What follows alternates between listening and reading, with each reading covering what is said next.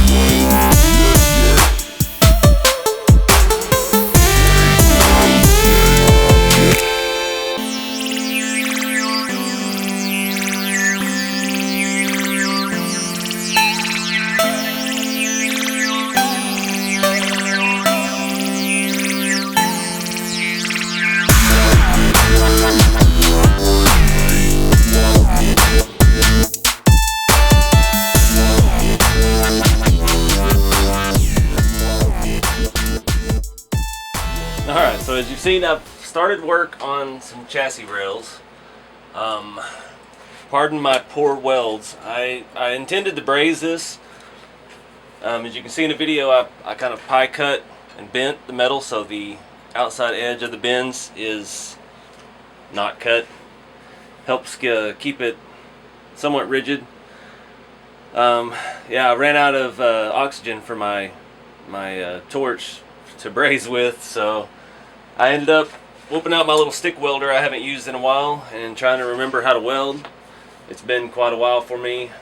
I did a job I had about 3.5 years ago. Did send me to school, get a certificate, and arc welding, but I never used it at that job, and I haven't used it since. So I'm pretty rusty. Plus I'm using one of those little $60 welders that I picked up from Harbor Freight. So it's not the greatest. I probably got the wrong rods. I don't know.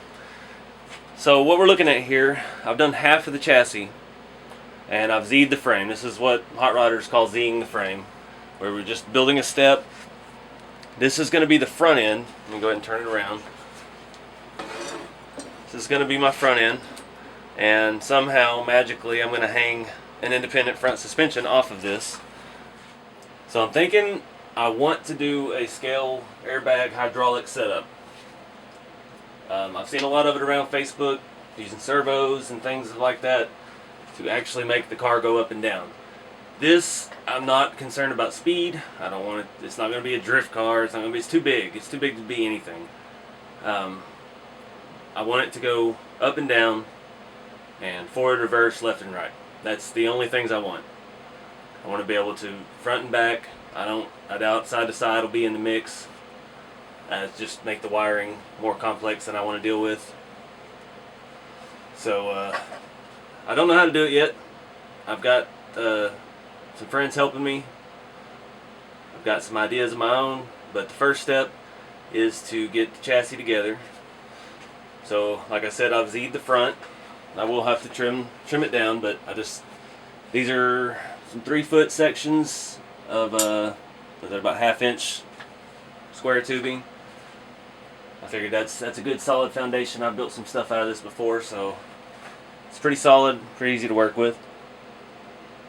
So the next step is going to be to mark the rear and make it step up where it will clear the rear seats and the rear interior.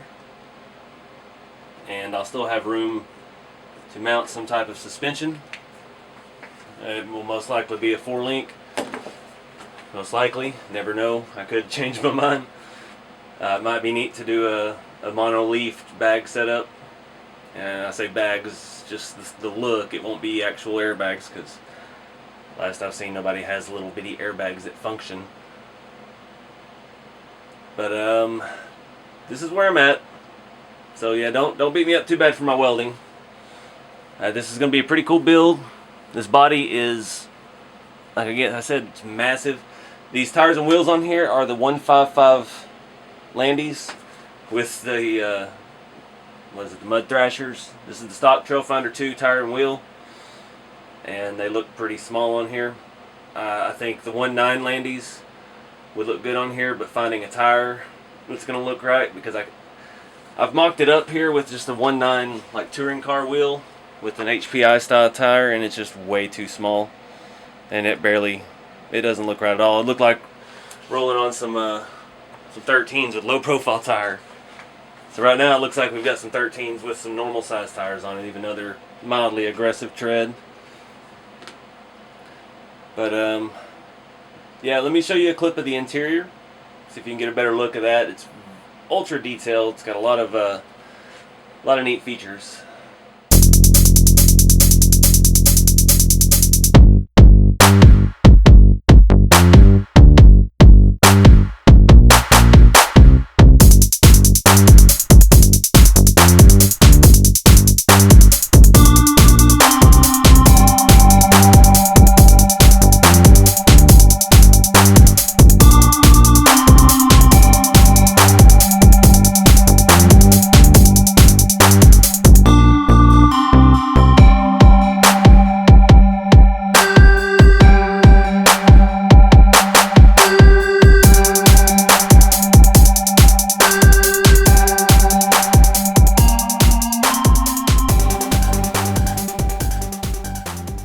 There's a better look at the back side. This thing's got, like I said, it doesn't look exactly like any real car, but it's got enough features of its own, a lot of detail.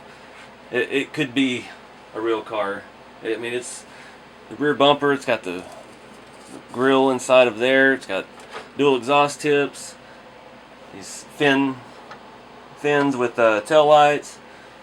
It's a very unique style. We've got chrome trim on the trunk, the hood, down the sides to the door panels are kind of coming off, but Got dual antennas here that are all bent out of shape. And you got to think, this is from 1964. It's really ahead of its time. If you look at the current RC scene today, when hard bodies are kind of hard to come by. But yeah, I've had this thing for a little bit. I've just been dying to share it, dying to talk about it, and I finally just started working on it. I figured I couldn't post a video just talking about it unless I've actually started work. Again, there's no set time frame on this build. This is going to be massive. I've got to find another rear end for it. I've done some mock-ups here with a Yoda 2, and it is going to be a bit too narrow. Again, those axles are not fitting for my custom builds. I'm thinking an axial axle would fit better. May just try to find me an SCX 10 rear axle pretty cheap that I could use. And front suspension, I still have no idea what I'm going to do. I don't know if I'm going to try to make something which is going to make this build even longer, or I'm going to try to adapt something. I've got some old Tamiya front end parts from a touring car. Again, I don't have a plan yet for mounting that up. So yeah guys, this is going to be a massive build. And like you see, I still got the rat rod back there, and the rat rod has to be finished first. The K10, I know a lot of y'all want to see it done here pretty soon, so it's ahead of this right now, but it's all about what I'm in the mood to work on. I mean, you got all these projects going. If you're familiar with the hobby, you know it's whatever the mood strikes. You know, you get in the mood to work on one thing, not the other, you're going to do it. And that's kind of why we're doing this video right now, because I got in the mood to work on this thing today. So, yep, try to keep this short. Anyways, thank y'all for watching, and stay tuned. Got a lot of exciting stuff to come, a lot of new ground. So be sure to follow along on Instagram for sneak peeks of things to come, like this. But anyways, see y'all in the next video.